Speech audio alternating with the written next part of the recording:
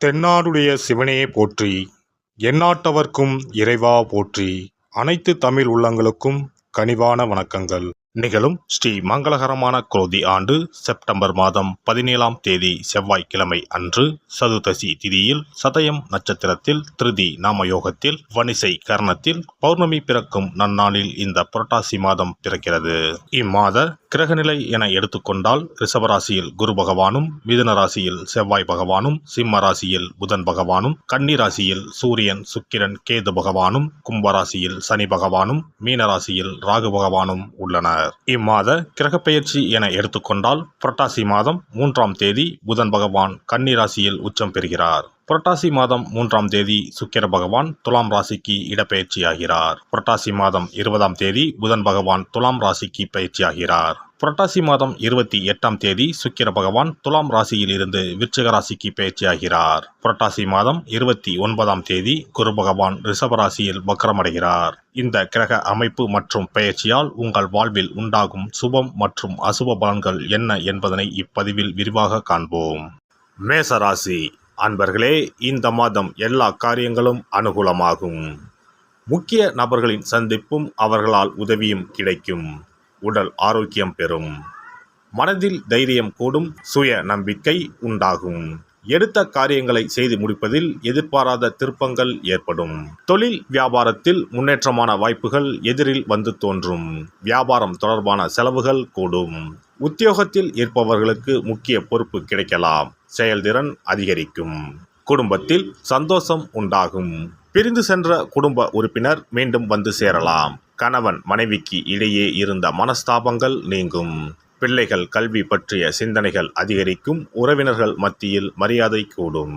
பெண்களுக்கு எதிர்பாராத சந்திப்புகள் உண்டாகும். திடீர் செலவு உண்டாகலாம். கவனம் தேவை. முக்கிய பொறுப்புகள் கிடைக்கக்கூடும். மாணவர்களுக்கு கல்வியில் திருப்தியான நிலை காணப்படும். தன்னம்பிக்கை அதிகரிக்கும்.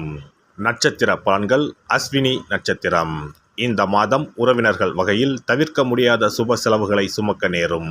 முக்கியமான பயணமும் முக்கிய பிரமுகர்களின் சந்திப்பும் உண்டாகும். அது உங்கள் எதிர்காலத்திற்கு நல்ல அஸ்திவாரமாக இருக்கும். சிலர் கூட்டு முயற்சிகளில் லாபம் தேடலாம். சிலர் குடும்பத்தினரோடு கூட்டு சேர்ந்து தொழில் செய்து லாபம் பார்க்கலாம். பரணி நட்சத்திரம். இந்த மாதம் ஆரோக்கியம் நன்றாக இருக்கும்.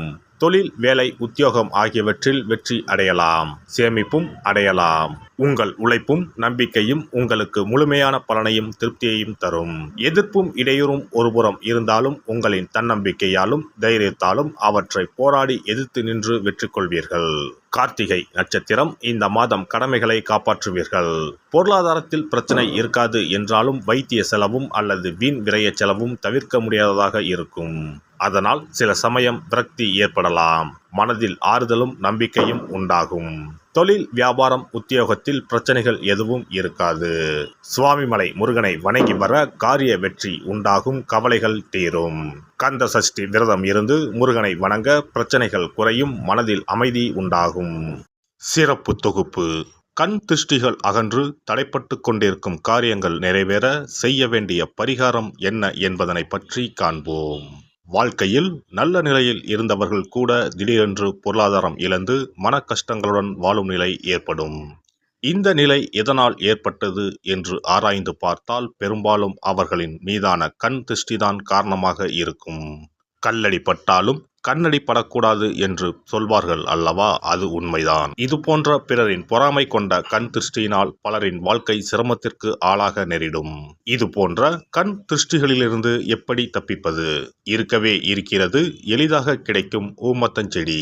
தெய்வ சக்தி நிறைந்த செடியாக கருதப்படும் ஊமத்தஞ்செடியின் காய், பூ, இலைகள் என அனைத்தும் தீய சக்திகள் விரட்ட பரிகாரத்துக்கு பயன்படுகிறது. பொதுவாக ஊமத்தம் காய்க்கு கெடுதலை அகற்றக்கூடிய சக்தி உண்டு. நம் வீட்டில் உள்ள எதிர்மறை சக்தியை அகற்றுவதற்கு ஊமத்தங்காய் தீபம் சிறந்த பரிகாரமாகிறது. தெய்வீக மகத்துவம் நிறைந்த ஊமத்தங்காய் மற்றும் பூவையும் எடுத்துக்கொள்ளுங்கள். வீட்டுக்கு அருகில் இல்லை என்றால் நாட்டு மருந்து கடைகளில் கிடைக்கும். இந்த 2 பொருட்களையும் மஞ்சள் தண்ணீரை கொண்டு நன்றாக கழுவி விடுங்கள். சிறிது நேரம் அவற்றிலுள்ள ஈரம் போக ஆறவிட்டு பிறகு அவற்றை ஒரு மஞ்சள் துணியில் குலதெய்வத்தை வேண்டி ₹1 நாணயத்தோடு சேர்த்து முடிந்து வீட்டின் நிலைப்படியில் கட்டி தொங்க விடுங்கள். இந்த முடிச்சை வெள்ளிக்கிழமை அல்லது ஞாயிற்றுக்கிழமைகளில் தயார் செய்து வாசல் படியில் கட்டுவது சிறப்பு. தினமும் வீட்டில் தீபம் ஏற்றி காண்பிக்கும் போது இந்த முடிச்சுக்கும் காண்பிக்கவும். இதேபோல் ஊமத்தம் இலைகள் கிடைத்தால் அந்த இலைகளை சுத்தமான மஞ்சள் தண்ணீரில் கழுவிவிட்டு அவற்றை கொண்டு வீட்டில் இருக்கும் விநாயகருக்கு திங்கள் கிழமைகளில் தொடர்ந்து அர்ச்சனை செய்து வர வேண்டும். ஊமத்தம் பூவையும் விநாயகருக்கு சூட்டலாம். 3 வாரங்கள் தொடர்ந்து திங்கள் கிழமைகளில் விநாயகருக்கு ஊமத்தை இலையால் அர்ச்சனை செய்து ஊமத்தம் பூவை சூட்டி வழிபட்டால் வீட்டில் உள்ள கெட்ட சக்தி நடமாட்டம் மற்றும் கண் திருஷ்டிகள் தீரும். ஊமத்தம் செடியும் சிவபெருமானுக்கு உகந்த இலை ஆகும். இந்த ஊமத்தங்காய் வைத்து சிவபெருமானுக்கு தீபம் ஏற்றி வழிபடுவதன் மூலம் நமது பிரச்சனைகளில் இருந்து எளிதாக விடுபட முடியும். முதலில் 2 ஊமத்தங்காய்களை எடுத்துக்கொள்ள வேண்டும். அவற்றின் மீது முட்கள் இருப்பதால் மிகவும் கவனமாக கையாள வேண்டும். ஊமத்தங்காயின் காம்பு பகுதிகளை வெட்டி கொண்டு கத்தியை பயன்படுத்தி ஊமத்தங்காயின் உள்ளே இருக்கும் விதை பகுதியை முழுவதுமாக நீக்கிவிட வேண்டும். பின்னர் 2 அகல் விளக்குகள் மற்றும் விளக்கு வைப்பதற்கான 2 தட்டுகளை எடுத்து சுத்தம் செய்து அவற்றிற்கு மஞ்சள் குங்குமம் போட்டு வைத்துக் கொள்ள வேண்டும். பின்னர் 2 தட்டின் மீதும் ஒவ்வொரு அகல் விளக்கை வைத்துக் கொள்ள வேண்டும். அதன் பிறகு எப்போதும் பூஜை செய்வதற்கு வைப்பது போன்ற வெத்தலைப்பாக்கு, பழம் போன்றவற்றை வைத்துவிட்டு 2 விளக்குகளையும் ஏற்றி சிவபெருமானை மனதார வேண்டிக் கொள்ள வேண்டும். எனக்கு இருக்கும் பிரச்சனைகள் அனைத்தும் தீர்ந்து இன்பமான வாழ்க்கை கிடைக்க வேண்டும் என வேண்டிக் கொள்ள வேண்டும்.